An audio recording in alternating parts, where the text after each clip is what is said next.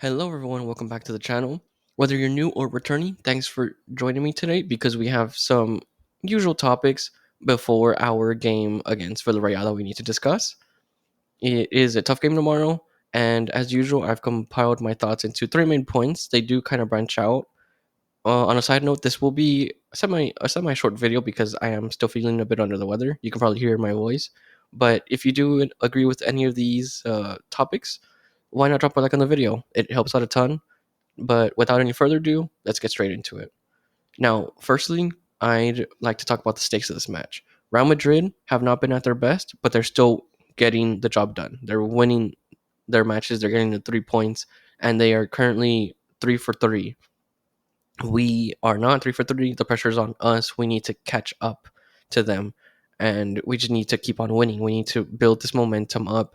And against a tough opponent like Villarreal away, we really need, and on top of the injuries that we'll discuss later, well, after this point especially, it's a tough challenge, but we need to be up for it. And actually, moving on to the second point that I have, the squad issues. Pedri's injured, Araujo's injured, and we still don't have any new signings like Cancelo. I'm not so sure about like a Felix or a Lo Celso, but Cancelo is the one that we need desperately right now. And this is going to be tough because then what are we going to go with? Is Xavi going to want to go with a foreign midfield or a three-man midfield?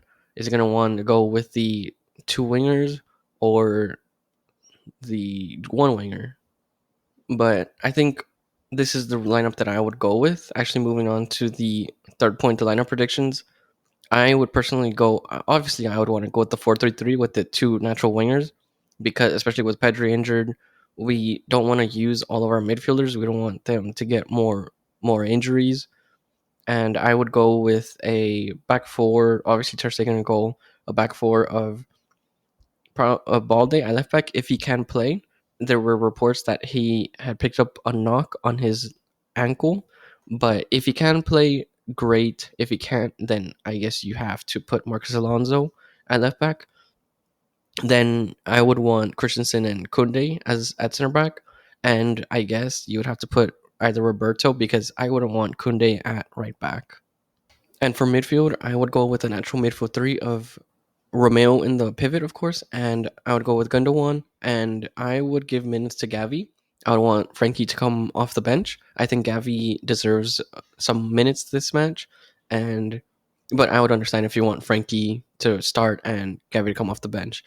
And for the front line, I would want Ferran Torres either at striker or at left wing. Honestly, I think I would put him at striker because I think Lewandowski needs the the break.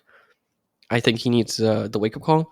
I would I would start Ansu on the left. So and then I would put, since Rafinha cannot. This is the last suspension that he, or the last match that he will be suspended for. I would start Lamine Yamal, and I think that Yamal would benefit from Sergio Roberto on the overlap compared to Kunde. And so I think this lineup is not our best, obviously, but I think that it is plenty good enough to deal with Villarreal, who are not going to sit back like Getafe and Cadiz.